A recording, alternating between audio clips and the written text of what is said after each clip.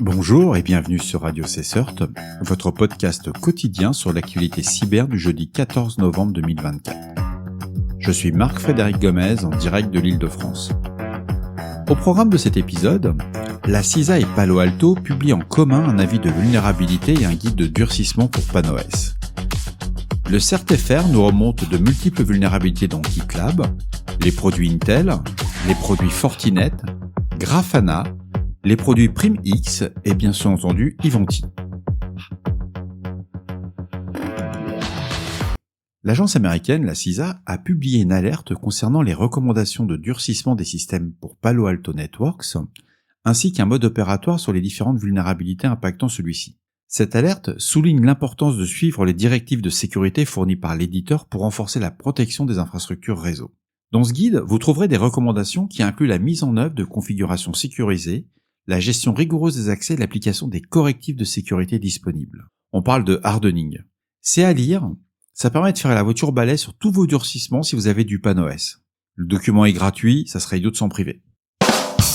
Le CERT-FR a émis plusieurs avis de sécurité concernant des vulnérabilités identifiant dans divers produits. Le premier avis du CERT-FR, ce qu'on va appeler le 2024-0981, signale plusieurs vulnérabilités critiques dans GitLab. Les versions affectées incluent les versions 17.4.x antérieures à la 17.4.4, la 17.5 antérieure à la 17.5.2 et toutes les versions à 17.3.7.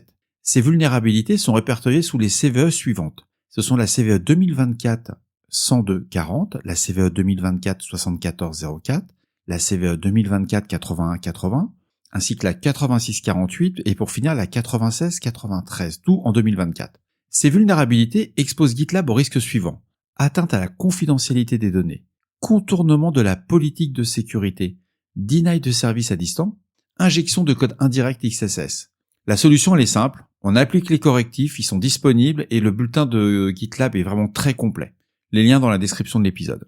Le second avis du CERT-FR, le 0980, concerne les vulnérabilités multiples dans les produits Intel. Les risques associés incluent l'atteinte à la confidentialité des données, le contournement de la politique de sécurité, le déni de service à distance, l'exécution de codes arbitraires et l'élévation de privilèges. Bref, en un mot, vous avez la totale. Les systèmes affectés englobent une large gamme de produits Intel, notamment A4, BigDL, Intel Advanced Link Analyzer, Intel Binary Configuration Tools et bien d'autres. Je vous recommande vivement de lire le bulletin du CERT-FR. Il est complet, il vous permet de vous couvrir tout le périmètre et à patcher, bien entendu, ils sont tous disponibles les patchs. On patch. Le troisième avis du CERT-FR, c'est le 0979, il va traiter de multiples vulnérabilités dans les produits Fortinet. Donc ce sont des failles qui peuvent entraîner l'atteinte à l'intégrité et à la confidentialité des données, le contournement de la politique de sécurité, l'exécution de codes arbitraires à distance et l'élévation de privilèges. Les systèmes concernés incluent FortiAnalyzer, FortiClient, FortiManager, FortiOS, FortiPAM, FortiPortal, FortiProxy, FortiSwitchManager et FortiWeb. Bref, si vous utilisez du Fortinet, il faut patcher. Encore nos amis du CERT-FR qui nous signalent une vulnérabilité dans Grafana permettant une élévation de privilèges. Les versions affectées sont les versions 11.3.x et les versions 11.x antérieures à la 11.2.3 sécurité 01. On patch. Ce sont des outils qui sont généralement utilisés dans les réseaux d'administration pour avoir la consommation des serveurs. On réfléchit pas. Et enfin, pour finir, pour moi, l'avis le plus sensible, ça concerne les produits PrimX. Il faut savoir que PrimX est un éditeur qui a été certifié par l'agence et ils ont des vulnérabilités sur leurs produits majeurs que sont Crypod, Horizon, Z Enterprise, Zmail, Zone Centrale et Zone Point. Ces vulnérabilités permettent une élévation de privilèges et un déni de service. Donc, les utilisateurs qui utilisent les solutions PrimX sont invités à consulter les bulletins de sécurité pour obtenir les mises à jour nécessaires. On n'allait pas se quitter sur les vulnérabilités sans parler bien entendu de Ivanti. Alors eux aussi ils ont de nombreuses vulnérabilités, mais on va dire que c'est régulier. C'est très intéressant parce que l'éditeur a vraiment pris la mesure. C'était pas du tout leur politique si on prend sur le cas de l'année dernière. Là ils ont décidé, allez on fait le job. Et ils ont quand même pas mal de vulnérabilités sur des produits tels que ICS, ce qu'on appelle le Incluent Connect Secure, le Endpoint Manager, le EPM, le Police Secure, l'IPS, et le Secure Access Client, ce qu'on appelle l'ISAC.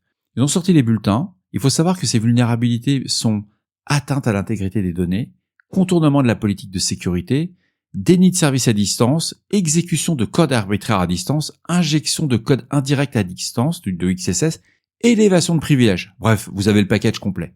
Donc on patch, et comme ça on est tranquille. C'est une grosse journée quand même. Après le patch Tuesday, ils nous ont bien alimenté. Ce qui est plaisant, c'est qu'on voit que les éditeurs commencent à prendre leurs responsabilités, à sortir ces patchs de plus en plus rapidement, à les mettre à disposition. L'initiative de Palo Alto est assez extraordinaire. Il vous propose un guide de durcissement clé en main, gratuit. Il n'y a pas de consulting, là, il suffit juste de regarder, il y a des copies d'écran. C'est juste du bonheur. Et voilà, ce podcast de Radio Cesseur du jeudi 14 novembre touche à sa fin. J'espère qu'il vous a plu, qu'il vous a apporté des informations utiles.